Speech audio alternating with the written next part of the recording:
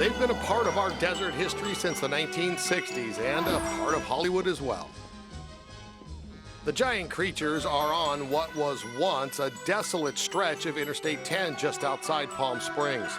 The dinosaurs, a brontosaurus named Denny and a 100,000-ton Tyrannosaurus Rex named Rex, could be seen for miles by highway travelers. The creation of the Cabazon dinosaurs began in the 1960s by Claude K. Bell to attract customers to his Wheel-In Cafe, which opened in 1958. Denny, the first of the Cabazon dinosaurs, was started in 1964 and created over a span of 11 years. Bell created Denny out of spare material salvaged by the construction of nearby Interstate 10. Cost him about $300,000 of his own money. The biomorphic building that was to become Denny was first erected as a steel framework over which an expanded metal grid was formed in the shape of a dinosaur. All of it was then covered with coats of spray concrete. Bell was quoted in 1970 as saying the 45-foot high, 150-foot long Denny was the first dinosaur in history, so far as he knew, to be used as a building. His original vision for Denny included dinosaur eyes that would glow at night and spit fire, predicting it'll, quote, scare the dickens out of a lot of people driving over the pass. Those two features, however, were never added. The dinosaurs were inspired by a childhood visit of Bell's to Atlantic City where he saw Lucy, a building shaped like an elephant. Bell came to California when he was hired by Knott's Berry Farm to build statues in the new ghost town. Years later, he also created the huge Minuteman that stands outside Independence Hall in Buena Park. A second dinosaur, Mr. Rex, was constructed near Denny in 1981. Originally, a giant slide was installed in Rex's tail. It was later filled with concrete, making it unslidable. A third woolly mammoth sculpture and prehistoric garden were drafted but never completed after Bell died in 1988. Bell's daughter, Wendy Murphy, who lives in Costa Mesa, said, quote, he wanted to build a monument that would withstand the sands of time.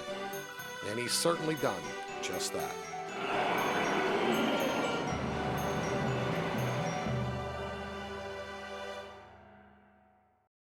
Throughout the history of Palm Springs, it has taken the community to support Palm Springs emergency services. In 1928, concerned business owners purchased the first handcart for the all-volunteer fire department, which was led by First Fire Chief Otto Adler. The handcart relied on manpower to get the water tank, which was on wheels, to the spot where it was needed. An electric siren was installed on a pole in downtown between Adler's Hotel, the Hotel La Palma, and Bunker's Garage to summon the volunteers when they were needed for a fire. In 1931, the Chamber of Commerce raised $500 for their down payment on the town's first fire truck, called the American La France Red Devil. Yummy! Look at that. The inaugural Palm Springs Fireman's Fish Fry was held in June of 1931 by the Palm Springs Fish and Game Conservation Association. The fish fry was held on Indian land, so at that time, people would have to go across the street to the east side of Palm Canyon Drive in order to buy beer. The second fish fry was held at Mashie Golf Course at the Desert Inn. No tables or chairs were available, so people just spread blankets across the grass. In 1956, the fish fry was held on the third green of the O'Donnell Golf Course. Retired Fire Chief Byron Norris remembered that they'd bought the trout from Japan, and at that time was actually cheaper than it would have cost them had they gone to Whitewater Fish Hatchery. Look at the size of that fish. Now 85 years old, the fish fry is a mainstay of the desert calendar. And though some years are hotter than others, the event organizers saying moving the June date for the fish fry is simply not an option. It's always been the first Saturday in June. So for us to change the date, it's very difficult because we have a lot of retired individuals and we have a lot of long-time people that have come to this event. And for us to change it, it's kind of unfair to them because they just kind of show up. No advertising, no nothing, and they just show up. As the years went by, support for the annual fish fry began to wane, but in 1968, the Fireman's Fish Fry was reinstated and moved to its current location at Ruth Hardy Park, where it now attracts 500 to 1,000 civic-minded fish lovers every year. This is our time to give back to the community as the fire department. Most of the time when people see us, it's because they have an emergency. Well, this is the time they get to come out, meet us, interact with us, and we get to serve them. We love this community. That's ultimately why we're here tonight.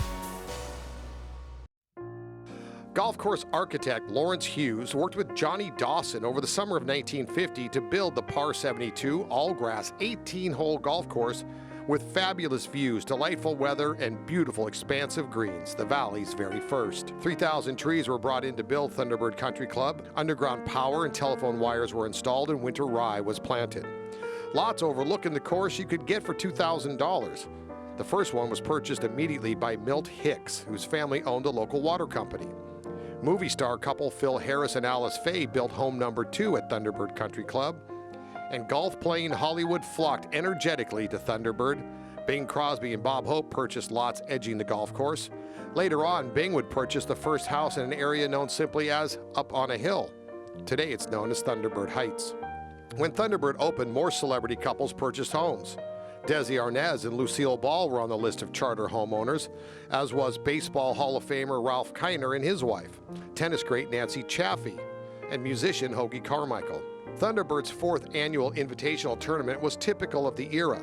The entertainment committee for the event was chaired by Phil Harris. Members included Desi Arnaz, Hoagie Carmichael, Dean Martin, Gordon McRae, and Perry Como.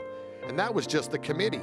Rosters of members during the club's first decade included presidents, top politicians, major manufacturers, and miscellaneous high achievers, active and retired. For every Clark Gable and Randolph Scott, there was a Leonard Firestone. In 1955, the prestigious Ryder Cup, a match play competition between British and American golf professionals, was hosted by Thunderbird Country Club. After 2 days of what Golf Life described as par-smashing golf, America won with Sam Snead as its star. Another Thunderbird first was the development of the motorized golf cart. Early on, you had to carry the golf bag over your shoulder or get a caddy or use a pull cart. Eddie Susala was an assistant to golf pro Jimmy Hines, and he noticed motorized vehicles being used for the handicap. Susala got together with Autoette's manufacturer, and the upshot was a motorized golf buggy designed to hold golf bags on either side of the vehicle.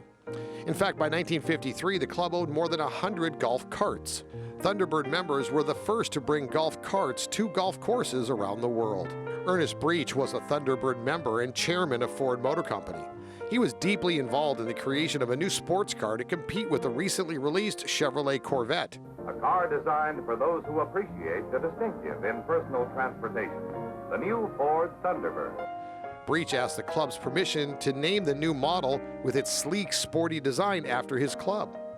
Permission was granted, and in 1955, the Ford Thunderbird rolled off the assembly line. Yep, one of the world's most famous cars was named after the Valley's very first country club, Thunderbird.